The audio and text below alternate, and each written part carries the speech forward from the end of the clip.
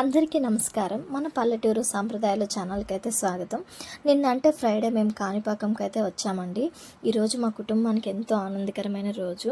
మా అన్న కొడుకు అయితే అన్నప్రాసన కార్యక్రమం నిర్వహించడానికి మేము కాణిపాకం గుడికి అయితే వచ్చాము. వీడియోని ఎక్కడ స్కిప్ చేయకుండా చూడండి. మీకు అన్నప్రాసనకి ఏం కావాలి, ఏంటి, ఎలా చేసుకోవాలి, ఎందుకు చేసుకోవాలని అయితే వీడియోలో పూర్తిగా అయితే చెప్తాను. ఎండ్ వరకు అయితే వీడియోని చూడండి. మొదటగా అన్నప్రాసన ఎందుకు చేయాలి, ఎప్పుడు చేయాలని అయితే మనం చెప్పుకుందాము.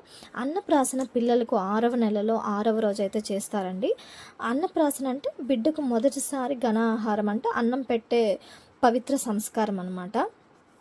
ఈ సంస్కారం ద్వారా ఏంటంటే బిడ్డ ఆరోగ్యంగా దీర్ఘాయుష్తో సంతోషంగా ఎదగాలని దేవుణ్ణి ప్రార్థిస్తాము.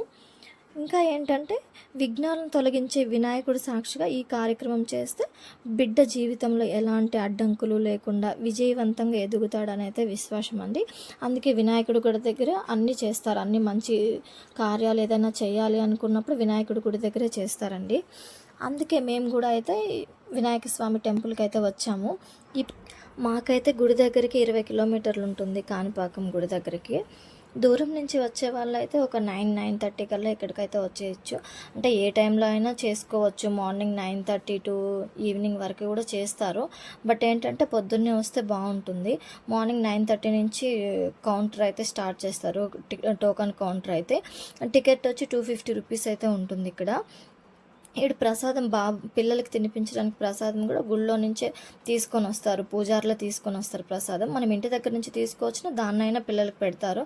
ఇది కొంచెం అది కొంచెం పెడతారనమాట. ఇందులో మేనమామ అయితే కంపల్సరీ తల్లిదండ్రులతో పాటు రావాలి. ఎందుకంటే ఫస్ట్ మేనమామ వేసుకున్న గోల్డ్ రింగ్తో అయితే బాబుకి తినిపిస్తారు. తర్వాత తల్లిదండ్రులతో అయితే తినిపిస్తారండి. ఒకవేళ పూజకి ఏమైనా తీసుకొచ్చుకోవాలి అంటే గంగాలం ఇవి కూడా ఇక్కడ పూజారులే ఇస్తారు. మనం ఇంటి దగ్గర నుంచి తీసుకొచ్చుకోవాల్సింది పూలు, పండ్లు, ఆకు ఒక్క అవి తీసుకొస్తే సరిపోతుంది.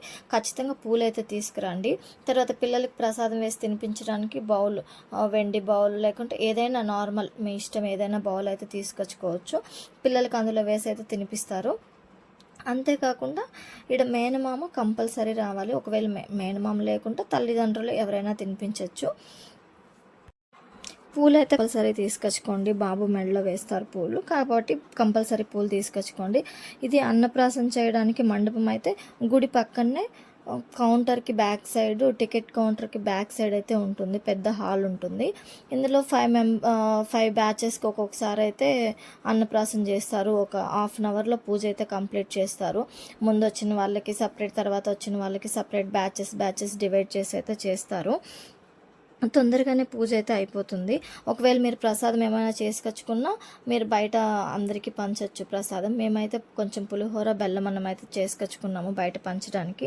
మీకు ఒకవేళ ఇంకా ఈ అన్నప్రాసన గురించి డౌట్స్ ఏమైనా ఉన్నా, టెంపుల్ గురించి ఏమైనా డౌట్స్ ఉన్నా కామెంట్లో అయితే కామెంట్ చేయండి. నేను పూర్తిగా డీటెయిల్స్ అయితే మీకు వీడియో చేసి పెడతాను. వీడియో నచ్చినట్లయితే ఖచ్చితంగా లైక్ చేయండి. మన ఛానల్ని అయితే సబ్స్క్రైబ్ చేసుకోండి. Thank you.